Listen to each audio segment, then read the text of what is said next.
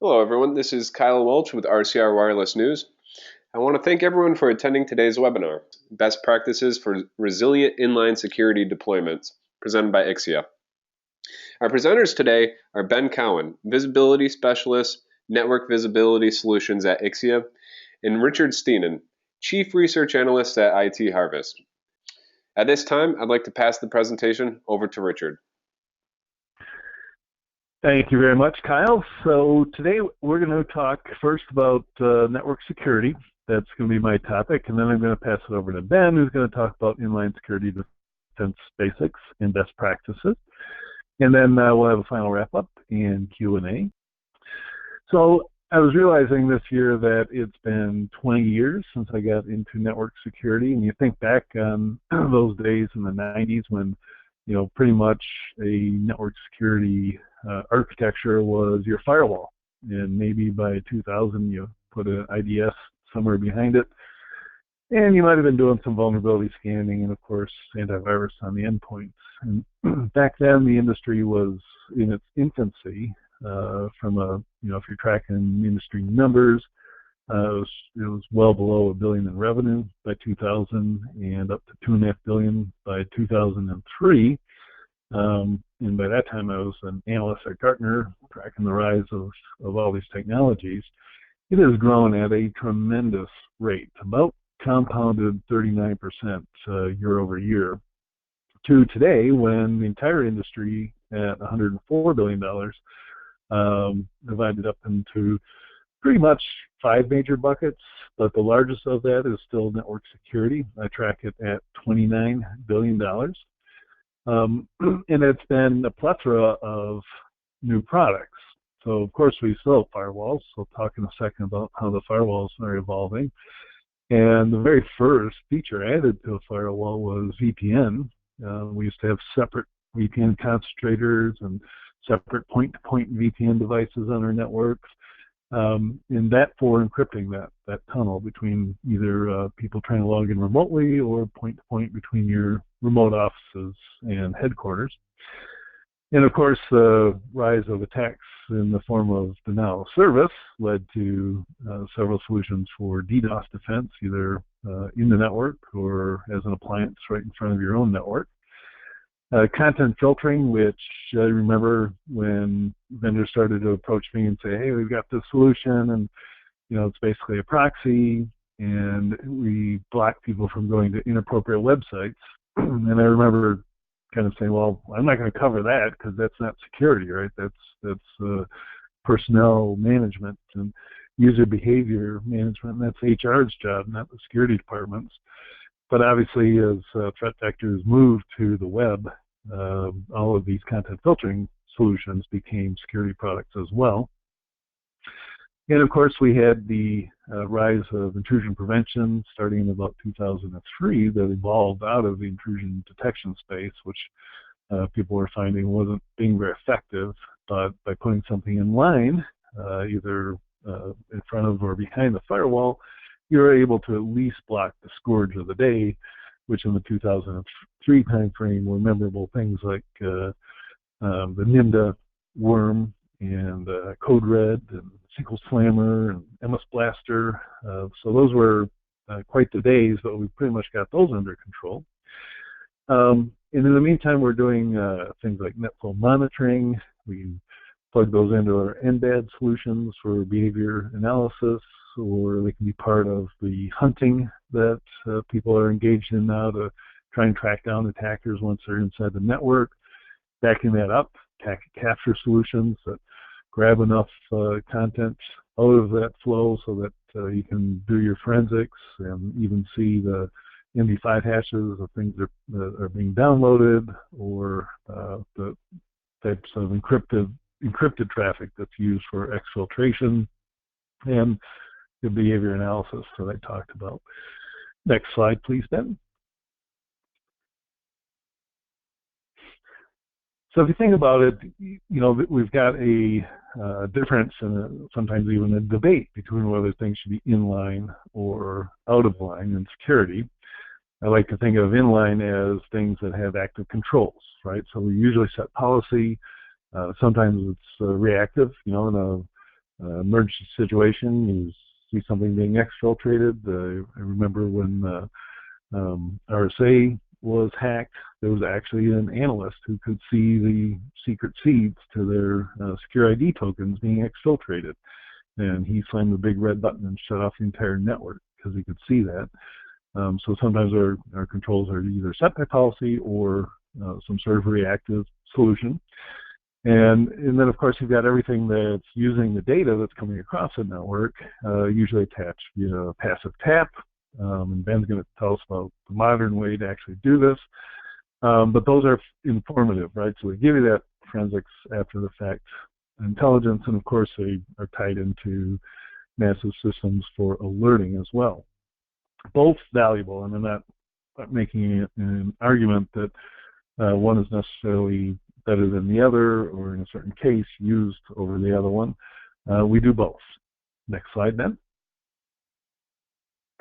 So the history of network security appliances in particular has been interesting to watch, because I mentioned we had the VPN added to firewalls, and Checkpoint was one of the first to do that. And all of a sudden that became the natural place to terminate your encrypted tunnels. But we also had all these other components that were being put generally in line, usually behind the firewall.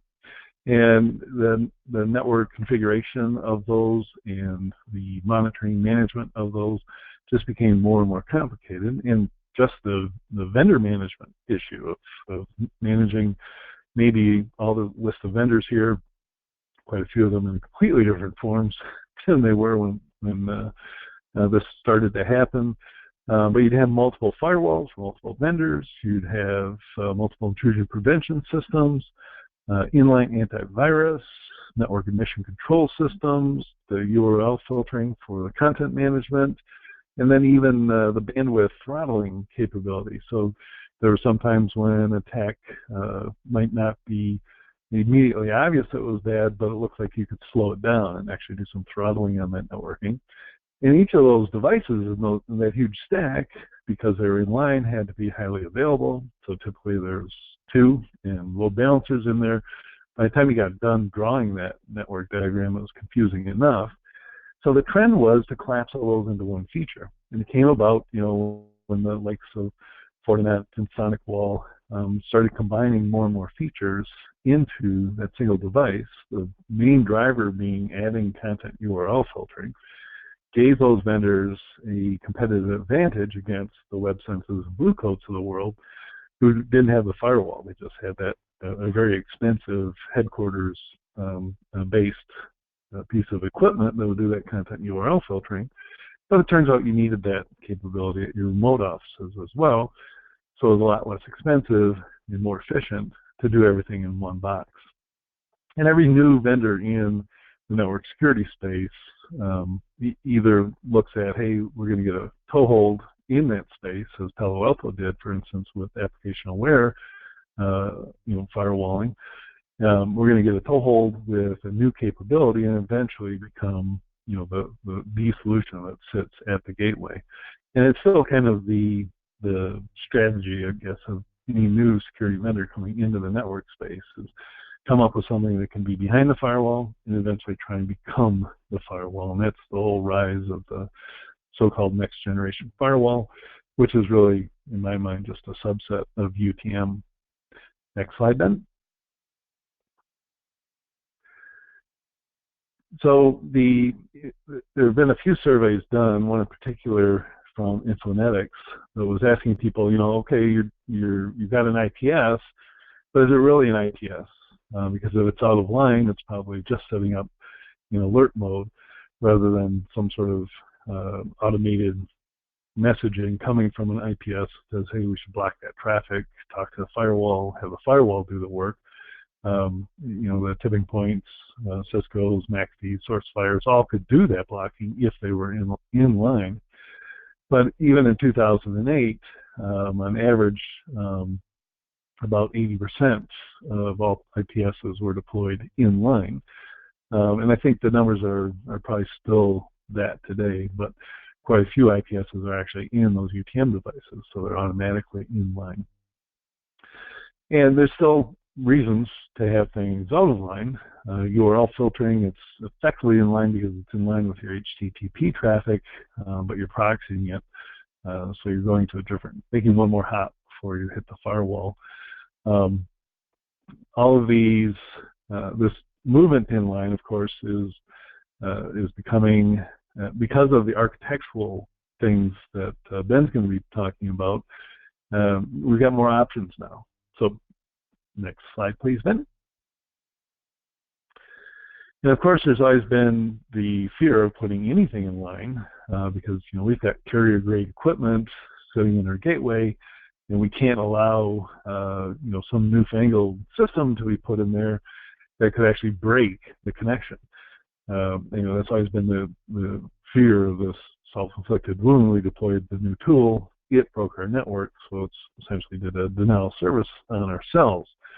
So that loss of connectivity, especially for network-centric operations team, is one of our biggest concerns. Can somebody go on mute because I'm getting an echo now? And of course, throughput and latency, every single device that you put in line adds probably 2 milliseconds of latency as a router or switch does, and quite often a lot more in the case of things that are doing that full content inspection, IPS, and antivirus inline. So that's also another reason that people avoid putting things directly in line. And then you've got the issue of failing closed versus open. Quite a few of security devices are actually sold as, hey, this is an additional layer that you need on top of everything else. But we understand the fear of breaking your connectivity. So if the device itself fails, power supply breaks or whatever, we're going to fail open. Of course, that's anathema to a security person who says, well, the attackers are going to try and make that fail just so that it fails open, and then they can get past. Next slide, Ben. But I've been thinking about the evolution of attacks, and there's pretty good metaphor is if you think about what a military drone is used for, right? So certainly intelligence, surveillance, reconnaissance, but also sometimes for attack. And very similar to the way a cyber attacker operates remotely. So they're running an attack against you, and it's got all the different steps of the famous kill chain. But there's somebody sitting at a desk. In the worst case, it's a nation-state military actor or intelligence actor who's driving a campaign against you and constantly updating their tools and engaging in lateral movement, locating the information they need or the systems they need to disable, and then taking action against that. So you've got this, human remote machine thing going on, very similar to a predator drone, for instance, in a battlefield that might be scanning and surveilling, but then decide to take an attack and take action.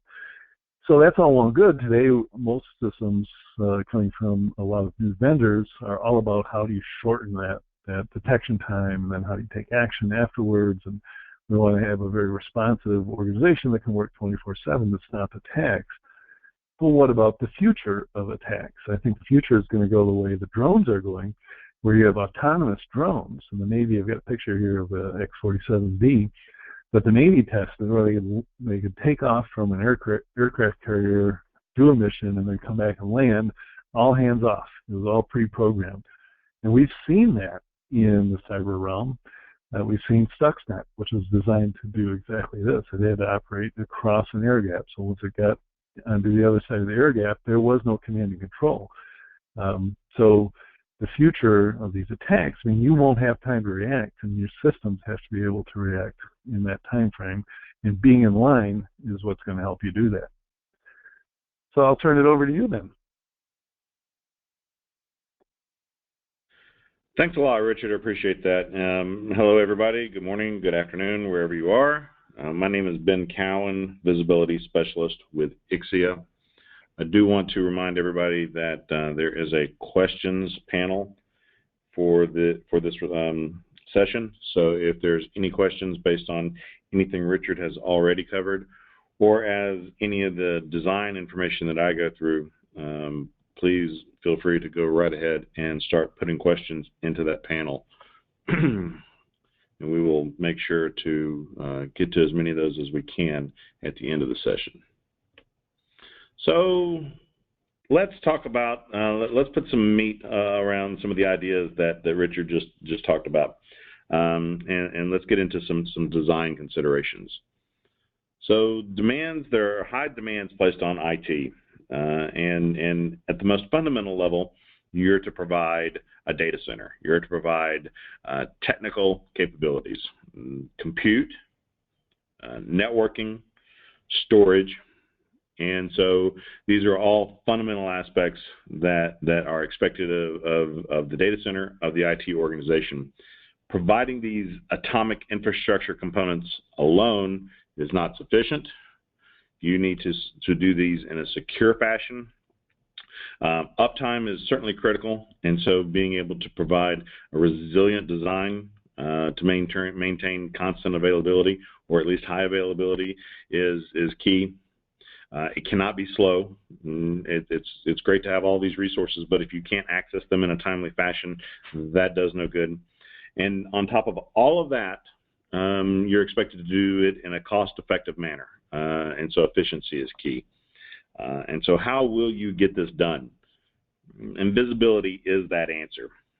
The idea behind visibility is that we're going to allow you to bridge the infrastructure components that you have to deliver and the services on top of that. And so pause for a moment before we get into some of the design and talk about this from a business aspect a little bit, in that as an IT organization, you have a compute budget. You know what you're going to spend on servers, on virtualization even.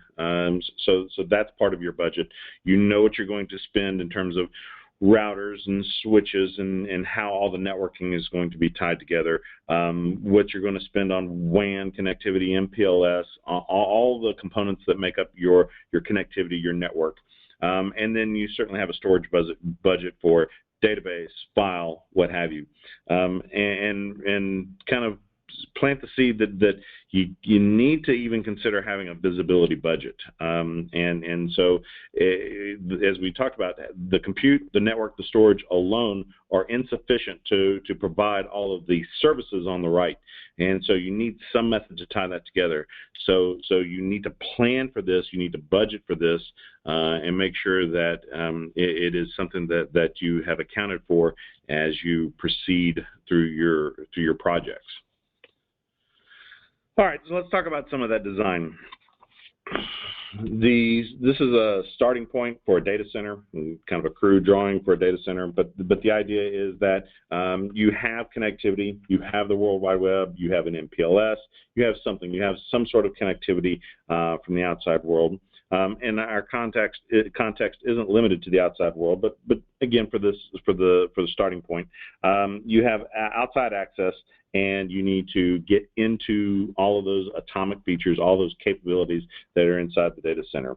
And so it was okay when you needed to start to provide those services that were on the right, the security and the performance and the resiliency. It was okay when you needed to provide those services and you needed a tool on the network.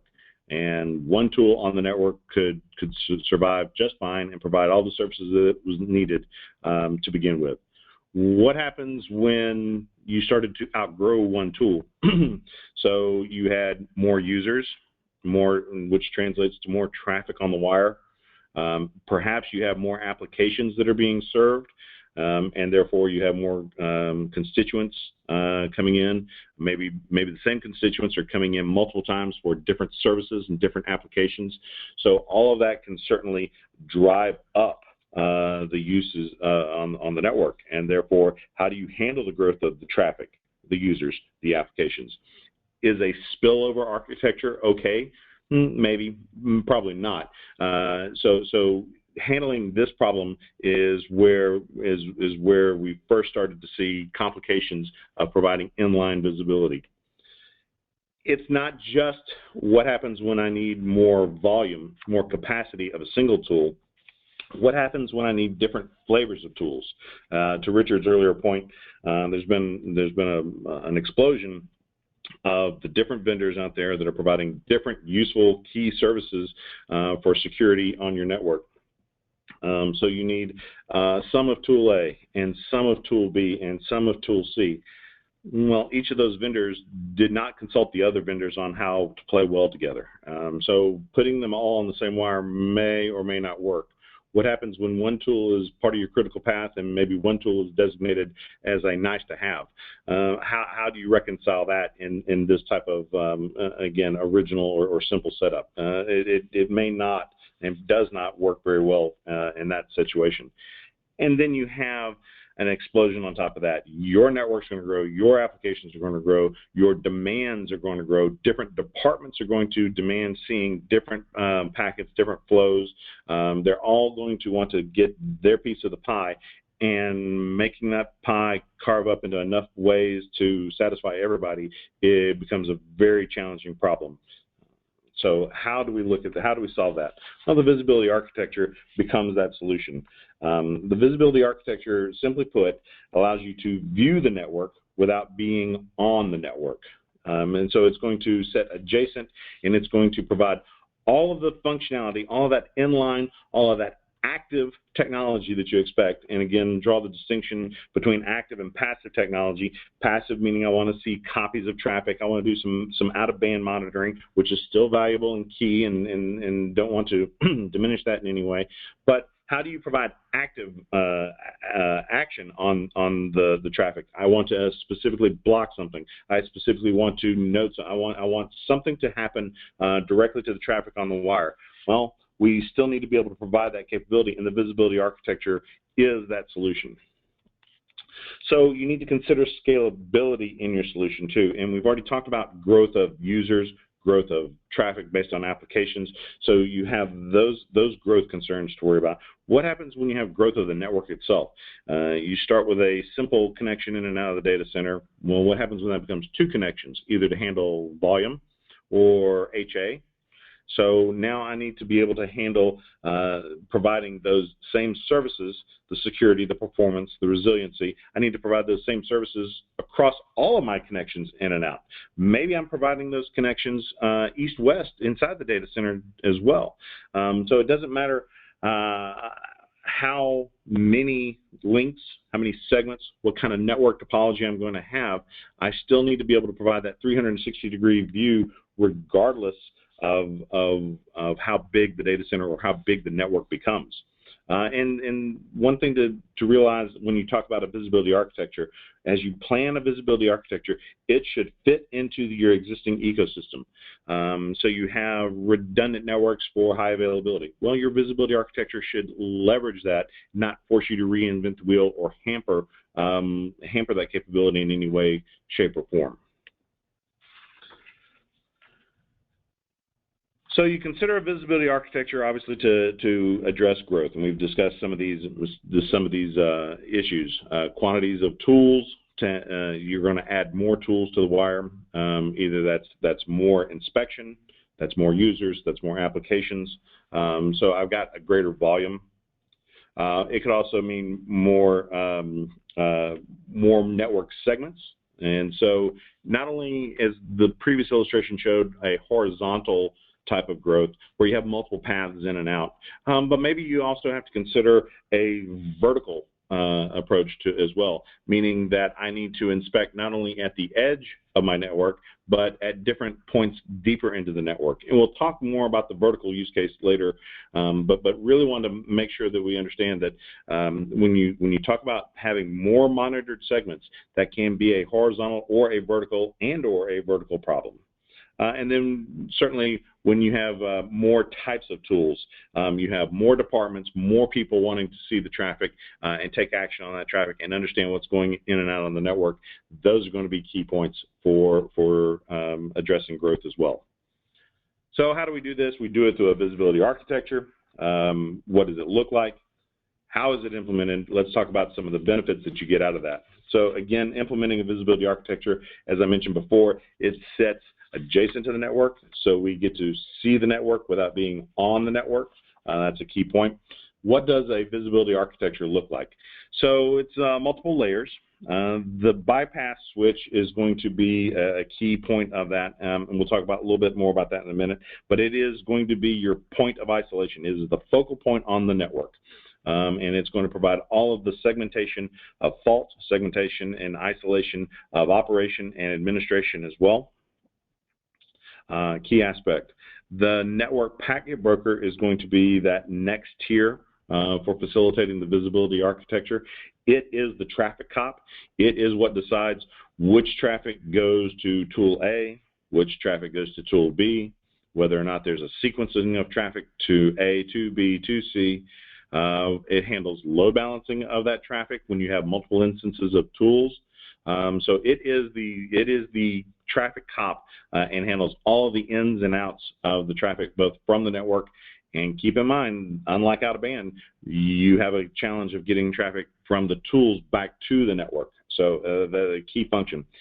Do not want to isolate the tools in this discussion, or ignore the tools in this discussion, rather. The tools themselves are the third layer of this architecture and a key point. So knowing what your requirements are, which tools can satisfy those requirements, and how to make those tools play well together are all key aspects of the design.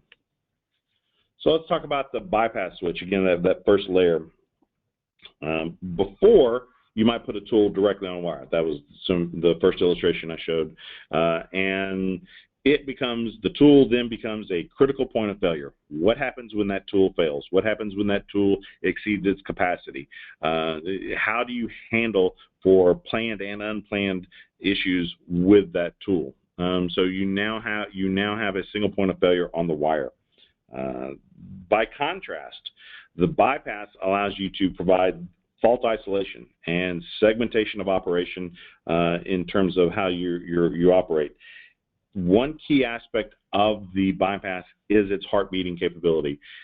As you approach a visibility architecture and you look at bypass solutions, bypasses, you should always consider a bypass that has the ability to do a heart beating mechanism.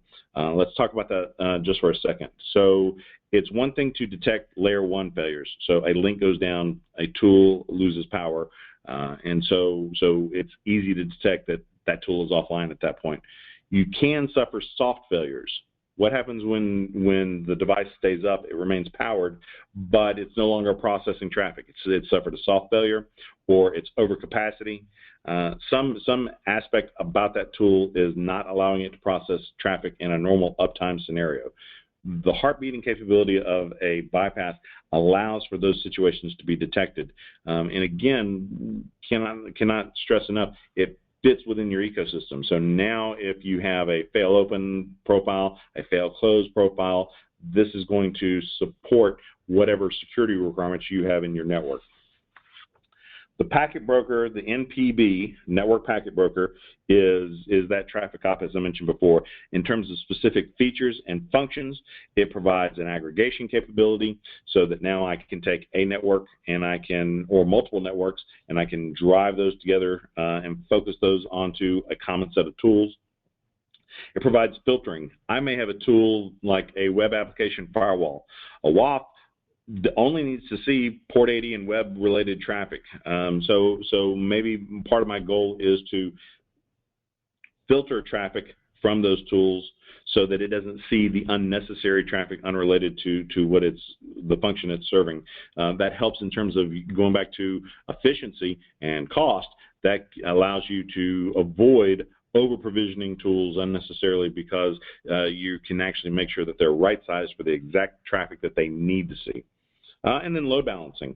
What happens when you have more than a tool, a single instance of a flavor of tool, and you need to drive traffic across that for capacity reasons or high availability reasons?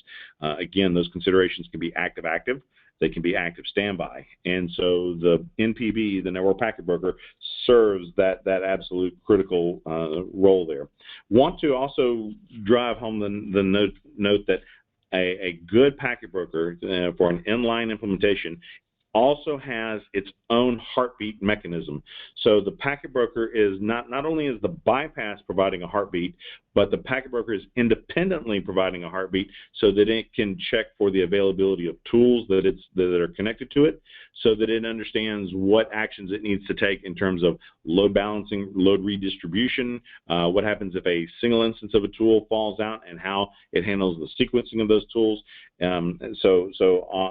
As you're sitting there developing requirements for what a visibility architecture should do, it should require heartbeating at the bypass level, and it should require independent heartbeating at the packet broker level. That is an absolute key aspect in the design. So we talk about flexibility of that design as well. So this may be, for example, what's illustrated now may be where your end goal is and what you need, but that may be not where you start. You may only have a few applications, or you only have a single department requesting a single type of inspection. So it allows you to start small. And now you can grow as you have capacity demands, you can grow those tools. Or as different departments come in and say they need to do different actions on the traffic, they can add their different flavors of tools as to the environment as well, to the architecture as well. So now it gives you that flexibility to start small, provision and grow as your network grows, provision and grow as your demands grow. So it gives you that complete flexibility.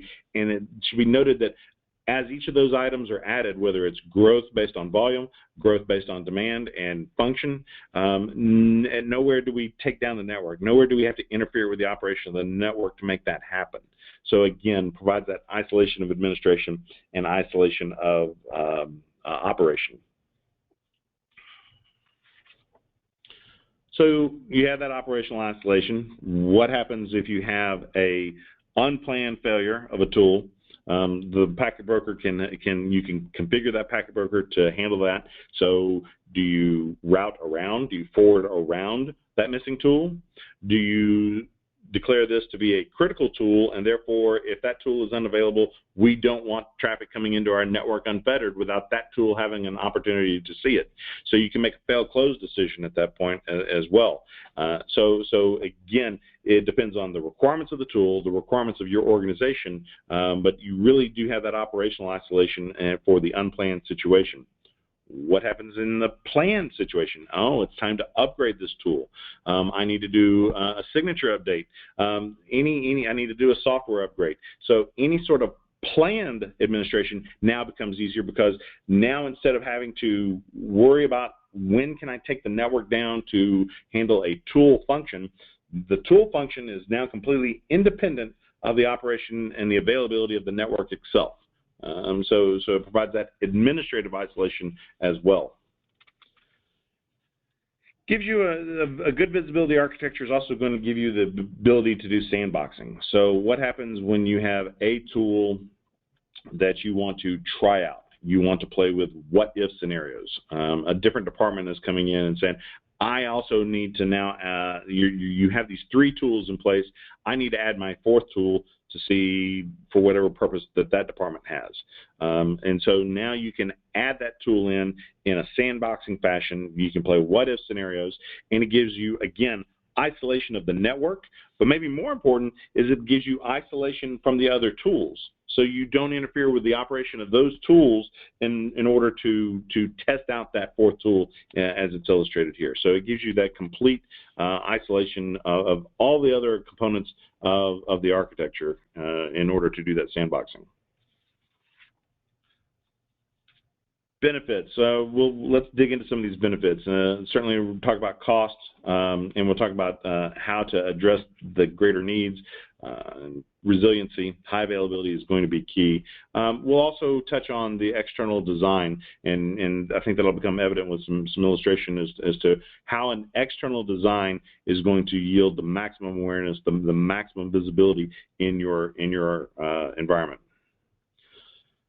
So I think we've hammered this. We've discussed the wrong way to do it. The idea of putting tools directly on the wire doesn't scale. It becomes an administrative nightmare, and there's a lot of cost with this approach, and probably prohibitive cost.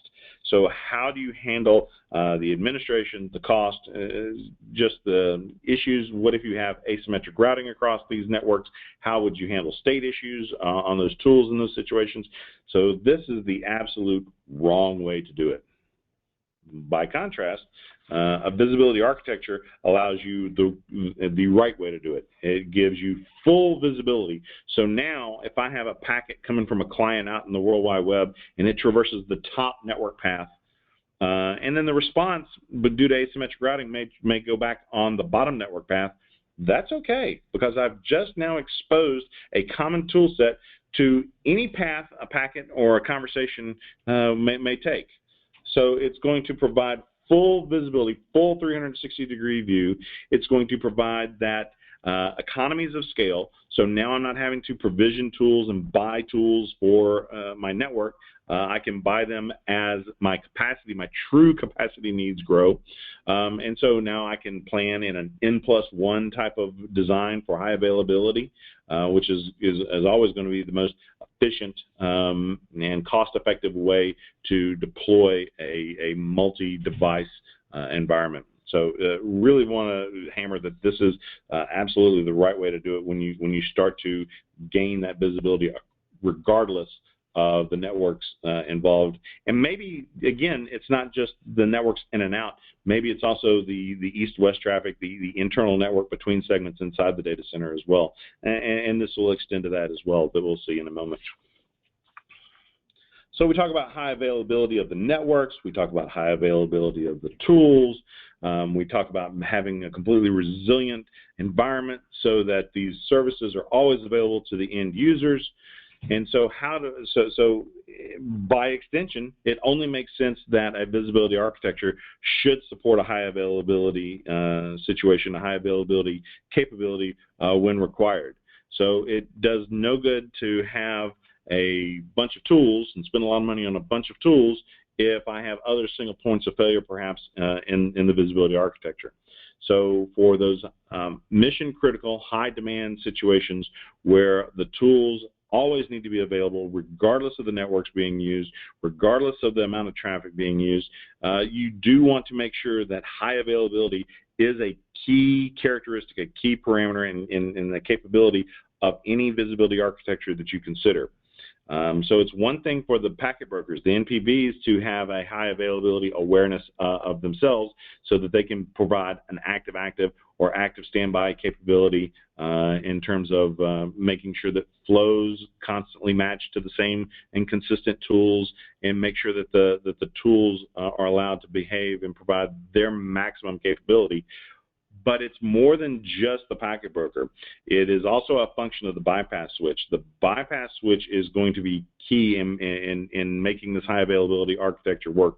You want to make sure that you look, when you have a high availability requirement, you look at a bypass switch that has multiple monitor paths. A standard bypass switch makes one decision. It can either forward or not forward. And those are absolutely valid in many use cases, especially when mission critical or high availability is not a key concern. But if you do have those concerns, having a simple decision, do I forward, do I not forward, that's probably not enough. You need to have a bypass that can make the decision, do I choose to forward down my primary path, my primary monitor path, or if there's a failure on that path, do I have the option of forwarding on my secondary monitor path? So I think that that is a specific characteristic of the bypass itself, and you want to make sure that you're always considering a bypass switch that has that high availability capability.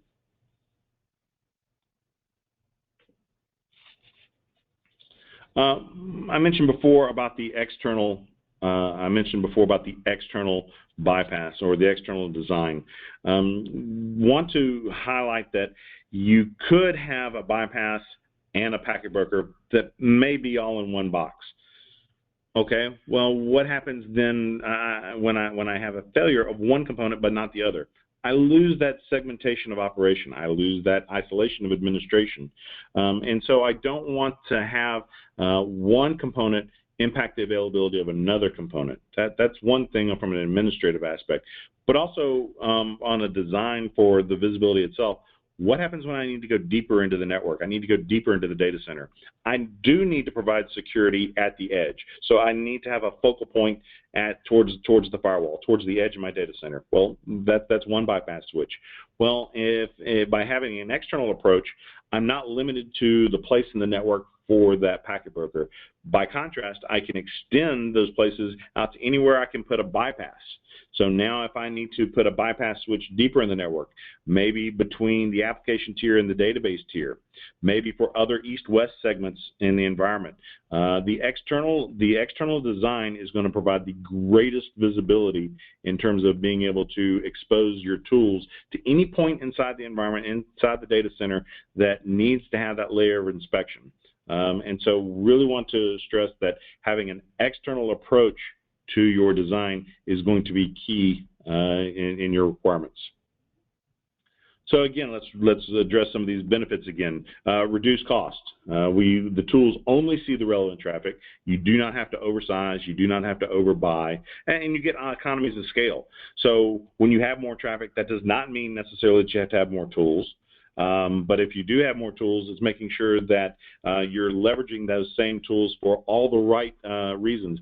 You do have multiple constituencies. You do have multiple departments that are being involved. You do have multiple network paths in and out of your data center. And so all of those reasons are the right reasons, and you get those economies of scale with this approach of a visibility architecture. It's going to allow for multiple tools to work together. I think we've talked about that pretty well. Resiliency, high availability, and that high availability can be active-active, or it can be active standby. And really want to stress that this fits within your ecosystem. To Richard's earlier point about, do you fail open or do you fail closed? Historically, we might have said fail open was the way to go. I certainly don't want my failure to affect my general availability of my data center. I would say that there's a trend in the industry, so that we want to make sure that no unsecured traffic is getting into the data center, and that's probably taking priority. So maybe we're changing the paradigm from fail open to fail closed, and so you need to consider that. And what is the right approach for your environment? Active-active or active standby? The nice thing about that is you don't have to answer that today, and your answer can change down the road. Quality visibility architecture is going to be able to adapt to either of those use cases or transition from one use case to another. The visibility architecture itself should be designed for HA. It should have those abilities to avoid single points of failure, and it should provide the fault isolation so that the availability of one tool does not impact the service of another, or the availability of one component does not impact the service of another. And then we want to talk about the external design for maximum awareness. It's going to allow for the best growth in operation, and it's going to avoid that one basket problem. So if you put all your eggs in one basket and you have a problem, then you got to throw the whole basket. You got to troubleshoot the whole basket, the good eggs and the bad eggs. Well, if you have the isolation from an operational standpoint, the isolation from an administrative standpoint, then you can focus on just where the problem is, and the rest of the architecture can function as needed without any impact. So when you look at a visibility architecture, you need to obviously design for the uptime. That's really the whole purpose. You're making sure that tools are always available. You're making sure that your people can always get to the compute resources, the networking resources, and the storage resources that they need. But don't get lost in the uptime. The uptime, in the grand scheme of things, the uptime becomes the easy part of the problem. And so it's one thing to design that make sure everything works in a normal uptime scenario. How does the visibility architecture respond in a failure scenario? Does it reroute, reforward, or forward around missing tools appropriately? Does it do dynamic load balancing so that if you have multiple instances of the same tool, you have a load balancing that is the least disruptive to accommodate that missing tool in a load balance situation. So you really need to make sure that not only does your visibility architecture support the uptime, but it handles those, oh no, it's 2 a.m. on a Saturday morning and something just broke situations. And so that has to be adequately tested for. And not just the failure, but recovery. And so when a tool does come back online, when a service does become available, when a network link is reestablished, does the visibility architecture function within that ecosystem as expected, or are you requiring some sort of unexpected manual intervention? Does the recovery create an even greater issue that the failure didn't? These are all questions that need to be considered, and as you plan your visibility architecture, you need to make sure that you're accommodating not just for the uptime and the failure and the recovery.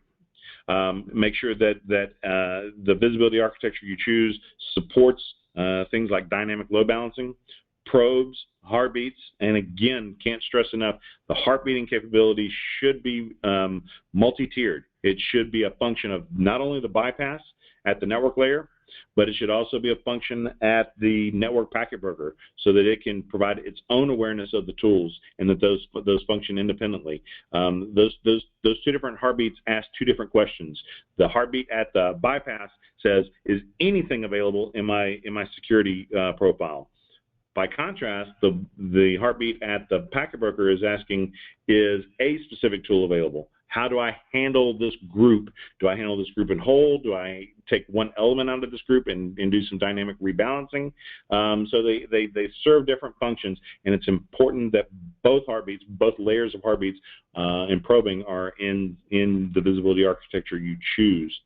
You want to make sure that there's some HA capability. And that's going to be not just at the packet brokers, but you do want to have that HA state sync so that one packet broker can make a decision, a deterministic decision that impacts the operation and consistent behavior across the entire visibility architecture, no matter how many packet brokers are actually inside that visibility architecture. But it also is key that the bypass itself has redundant monitoring paths. And so when all of this is added together, that's what's going to provide the best uptime, and it's going to allow for the resiliency to handle those planned and unplanned downtime scenarios. All right. So at this point, I want to direct you to the website for any information. Also, would like to point out again that there are handouts available through the panel in this webinar, and certainly want to open it up to any Q&A. And turn it back over to you, Kyle. Thank you. Okay, great. Thanks, Ben. So we've had a few questions come in, and again, if anyone has any questions, submit them via the control panel, and we should be able to get to them. Okay. So the first question, let's go back to Richard. So Richard, what are some technologies that should be deployed out of band? Well, most of the monitoring technologies, so the NetFlow that I mentioned and the full packet capture can be completely out of band, and therefore you don't worry if one of them fails for some reason. You've lost some data, but you haven't lost connectivity if that's the case. And then the network behavioral analysis can also be completely out of band, so we can be looking at those uplinks north-south. Quite often those systems are looking at east-west traffic as well, and they're collating it and putting it in some reasonable format so that it can be accessed by the intelligent solutions that people are coming up with. But all of the protective things, your IPS and filtering and blocking of attacks should be in band. Okay, great. For next question, Ben, are the HA models you mentioned earlier in the presentation, are they active-active or active standby at the tool layer and the NPB layer? Yeah, thanks, Kyle. So they can be any, and really want to point out that this is a requirement of the tool. So if you have tools that can be deployed multiple instances in an active-active scenario, then we can support that. There are a few tools out there that really don't handle active-active all that well, but they certainly can support active standby. Well, a good visibility architecture should be able to support being able to spare and handle sending all the traffic to one tool and then a failover scenario and an active standby scenario.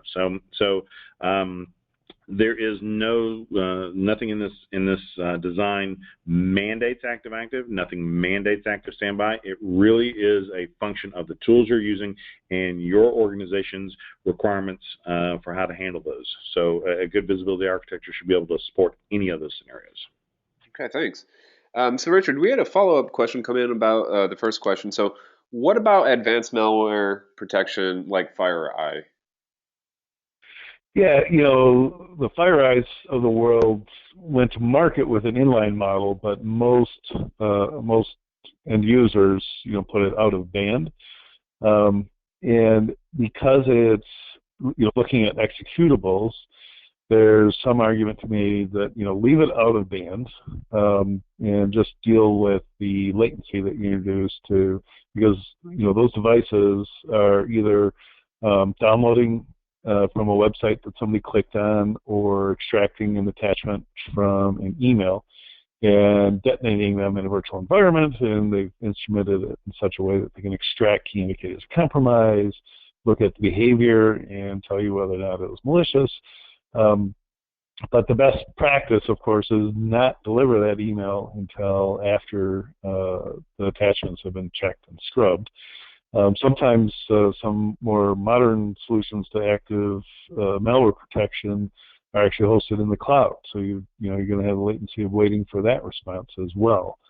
So I feel, and I think most networking people agree, if your standard image is some form of Windows, having that actually inline is fraught with danger. We just don't feel comfortable having Windows in the network itself.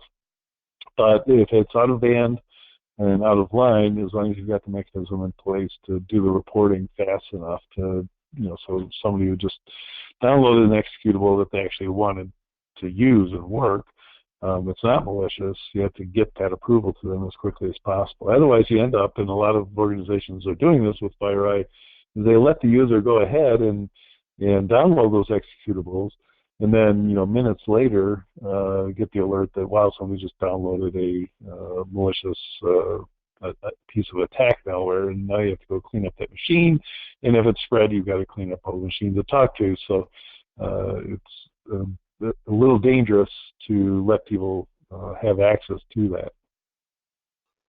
All right, great. So Ben, next question. What should the expected behavior be regarding load balancing if one tool in a group fails? Yeah, so one of the things that you want to make sure is that there's a dynamic load balancing capability so that any traffic that's going to tools that didn't fail maintain that capability, or maintain being stuck to those tools that remain up. So you want to make sure that you have the least disruption as possible in that situation. Okay, and we got another question in for you, Ben. Is there a recommendation for deploying a mix of 10G and 1G tools and networks? That's a good question. We didn't talk about that. So one of the reasons that a visibility architecture can be considered is that you already have some degree of tools, and you have an investment in a bunch of 1 gig tools, but you're upgrading your network to 10 gig. So this would be an opportunity to then provide a separation between the tool layer and the network layer, so that your 1 gig tools can continue to function on your 10 gig network, and have that packet broker provide that termination point for the 10 gig and connection point for the 1 gig tools. And so you want to make sure that when you're mixing your modes, that you have a packet broker that can either handle weighting of tools, so that if you have some 10 gig tools and some 1 gig tools, it understands what's connected to it. But certainly, in any case, you want to make sure that you can provide availability of the network to older tools, 1 gig tools, And also, maybe you have the inverse scenario. Maybe you have several 1 gig links, and you have an opportunity to buy a single 10 gig tool at a cheaper cost than you could multiple 1 gig tools and to support all those connections. Well, this is the economies of scale that we talked about. So I can deploy a 10 gig tool for multiple 1 gig links and allow that packet worker to provide that aggregation function to that tool as well. So those are all considerations when you're talking about any sort of mix of 10 gig and 1 gig at the network layer, at the tool layer, or amongst different types of tools. All right. Next question we got in. I believe this one's directed towards you, Richard, but someone's asking, with a company with limited funds, such as a nonprofit, which of the tiers do they focus on first? Which has the best detection, prevention, and interception rate for the money invested? Ooh, good question. So definitely invest in the peer policy-based blocking, so that you're taking advantage of all that stack of security tools that I talked about. And even, the sad case is that even the nonprofit is going to have to be spending more on security as we go forward. Everybody is, in general, about I predict 24% next year than this year. And, so they have to start looking at the cost of deploying new capabilities. If, they've got some new internal website or tool that they're deploying, they have to look at the fact that if they're going to be opening up ports to it, that they also expose themselves to more attacks, and therefore have to be investing more in security. So, I'm a big proponent of doing the preventative stuff before you do the reactive kind of things. And certainly a smaller organization or not-for-profit, and frankly many government agencies that are budget constrained, unbelievably, it may make sense to outsource some of the more advanced tools and techniques. So quite a few managed security service providers, supply the equipment that they need to do their jobs as part of the, usually monthly fee for managing security. So, and I think that's as the defense task becomes more and more complicated and requires more and more expertise, we're going to see a lot more outsourcing to, what I call the next generation of managed security service providers, who aren't just monitoring alerts; they're actually, your SOC on board 24/7 for you. And Ben, do you have any further comments on where to start the investment? Sure. So from a design perspective, I want to stress that as you look at a visibility architecture, the bypass and the packet brokers as individual components of that design do function in tandem. They play off of each other, and so you're not looking at this as a situation of, well, do I get a packet broker or do I get a bypass, and do I make those decisions independently? Those are, for technical reasons, those are unique components of a common design, a common architecture. So you really want to consider those in tandem.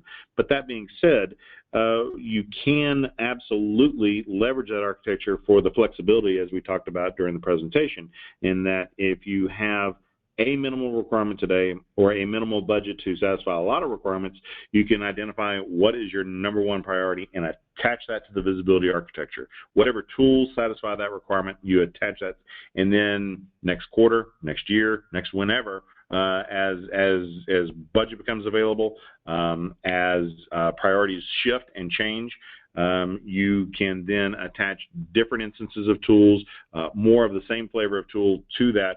So the visibility architecture works great with these low-budget, nonprofit type of situations, because it's going to allow you to a pay-as-you-grow kind of model for the security that you need at any one, whatever priority is most important at any one time. Okay, thanks. Looks like we have time for just one more question. So Ben, I think this one's best for you. So someone had a concern about placing inline tools and the complication of that, but really this demonstration made it look somewhat easy with the bypass tap. Can you go into how the bypass tap can actually make it easier? Absolutely, and that is great. And I will tell you that when I work with customers on how to design and deploy one of these situations, one of these use cases for a visibility architecture, we spend far more time on a whiteboard. We spend a lot more time designing and planning than we do hands-on keyboard because you need to make sure you understand your requirements. You need to make sure you satisfy the uptime, but you really got to handle the failure situations and the downtime. So all of that becomes planning and designing and whiteboard time. And so the actual ease of the implementation, once I put that bypass on the network, and so yes, I will take a network hit during a maintenance window at 2 a.m. on a Saturday morning to get the bypass in place one time, and then I don't have to worry about it ever again. I can then start to sandbox. I can start to leverage the dynamic capabilities of that architecture whenever it makes sense.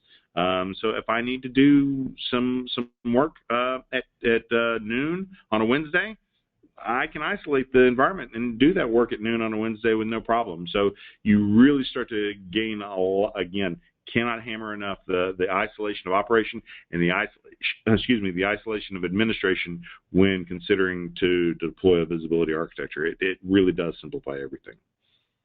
All right, thanks. So that's all the time we have today. I want to thank everyone for attending today's webinar, Best Practices for Resilient Inline Security Deployments, presented by Ixia. Again, our presenters today were Ben Cowan, Visibility Specialist, Network Visibility Solutions at Ixia, and Richard Steenan, Chief Research Analyst at IT Harvest. Thank you, guys. Thanks, Kyle.